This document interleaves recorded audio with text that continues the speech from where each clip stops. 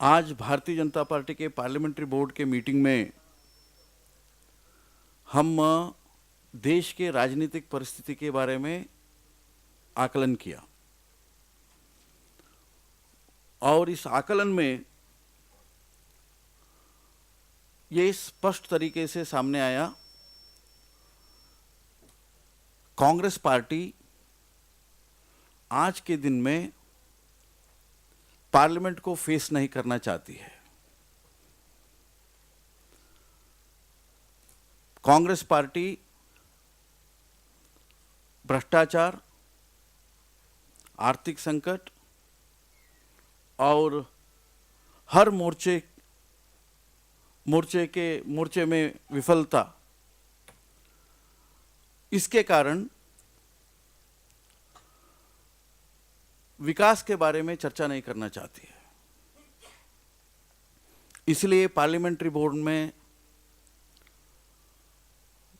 काफी विचार विमर्श करने के बाद ये तय किया, पार्टी सुशासन और विकास इन दोनों को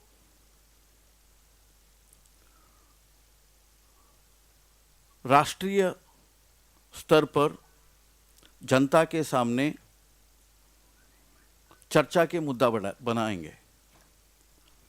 इसलिए क्योंकि कांग्रेस विकास के बारे में और सुशासन के बारे में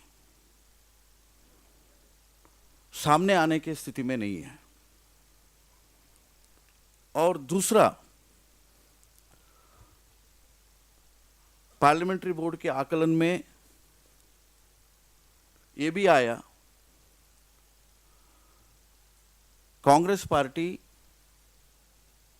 अपने सहयोगी दलों के दबाव में है और इस दबाव के कारण वो मजबूर है,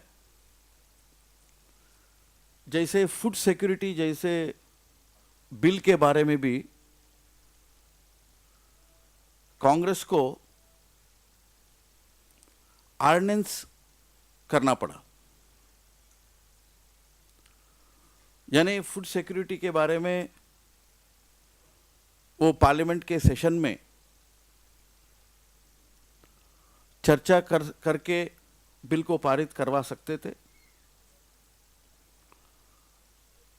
लेकिन कांग्रेस पार्टी, कांग्रेस के नेतृत्व और खुद प्रधानमंत्री जी और सोनिया गांधी, उनके मन में संदेह है।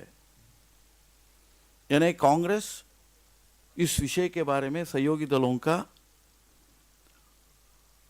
मत हासिल नहीं कर पाएंगे, समर्थन हासिल नहीं कर पाएंगे। कांग्रेस के नेतृत्व वाली यूपीए गठबंधन अंदर से टूट रही है, काफी बिखराव है। ऐसे स्थिति में जो जुलाई में होने वाली पार्लियामेंट सेशन का वो अभी तक तय नहीं किया है। यानी हम सब जानते हैं जुलाई तीसरे हफ्ते में हर बार मानसून सत्र बुलाते हैं, 15 दिन का समय चाहिए। आज 8 तारीख है, अब तक कोई समन्स का सूचना नहीं है। इसका मतलब जुलाई में क्या वो पार्लियामेंट सेशन करेंगे, पार्लियामेंट के सत्र करेंगे, ये भी पहली बार प्रश्न चिन्ह हो चुका है। और मानसून सत्र क्या अगस्त में करेंगे, कितने दिन का करेंगे, ये भी प्रश्न सबके सामने है। और ऐसे स्थिति में अपने सहयोगी दलों के दबाव के कारण, अंदर की बिखराव के कारण, कांग्रेस जल्दी भी चुनाव कर सकती है। यदि कांग्रेस जल्दी चुनाव करवाना चाहती है, भारतीय जनता पार्टी के पार्लियामेंट्री बोर्ड ने ये निर्णय किया है और ये तय किया है, हम उसके लिए तैयार हैं। We are ready for snap polls. और हम इस चुनाव ये तीनों विषयों को आगे रखते हुए हुए लड़ेंगे। कांग्रेस के नेतृत्व वाली यूपीए सरकार के भ्रष्टाचार और कांग्रेस के नेतृत्व में जो देश में आर्थिक संकट और महंगाई पनप रही है उसके बारे में, और उसके साथ हर मोर्चे पर विफलता, ये तीनों विषयों को हम आगे रखेंगे। और विकास और सुशासन के मुद्दे पर चुनाव लड़ने के लिए हम उन लोगों को मजबूर करेंगे। और पार्टी ने, पार्लियामेंट्री बोर्ड ने ये भी तय किया है, ये डिस्कशन और ये बहस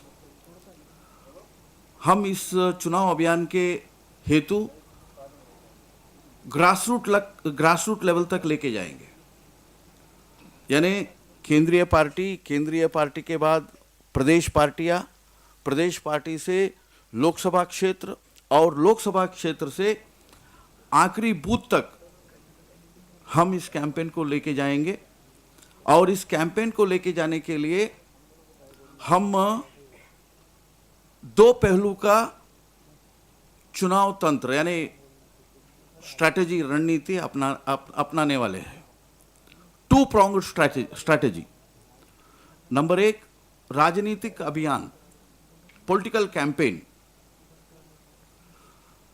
यानी देश भर में ये माहौल बनाने के लिए कैसे रैलियां करना, सभाएं करना और विभिन्न समुदायों का सम्मेलन करना, ये सारे चीज हम करने वाले हैं। और उसके साथ एक संगठनात्मक रणनीति, ऑर्गेनाइजेशनल स्ट्रैटेजी, ये भी हम बनाने वाले हैं। और ऑर्गेनाइजेशनल स्ट्रैटेजी में हर बूथ तक हम रचना बनाएंगे। और ये सभी रणनीति बनाने के लिए, यानी पॉलिटिकल कैंपेन और ऑर्गेनाइजेशनल कैंपेन, ये दोनों को रणनीति बनाने के लिए हम विभिन्न समितियों को बनाएंगे।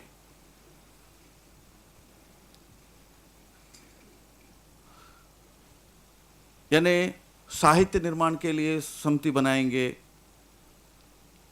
आरोप पत्र के लिए समिति बनाएंगे, चुनाव घोषणा पत्र के लिए हम समिति बनाएंगे, और संसदीय सम्मेलन के लिए हम समिति बनाएंगे।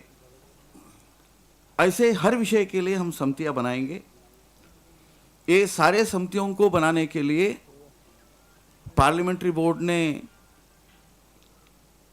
माननीय राष्ट्रीय अध्यक्ष श्री राजनाथ सिंह जी और चुनाव अभियान समिति के अध्यक्ष नरेंद्र भाई को अधिकृत किया। माननीय राजनाथ सिंह जी और नरेंद्र भाई मोदी दोनों मिलकर के ये सारा ढांचा, ये पूरा स्ट्रक्चर को बनाएंगे और इस अभियान को आगे लेके जाएंगे। और इस स्ट्रक्चर को बनाते हुए माननीय राजनाथ सिंह जी और माननीय नरेंद्र भाई मोदी हमारे पार्लियामेंट्री बोर्ड के बाकी सभी नेताओं के साथ सलाह मशुरा करेंगे। उनके सलाह मशुरा के अनुसार इन समितियों को आने वाले दिनों में बनाएंगे।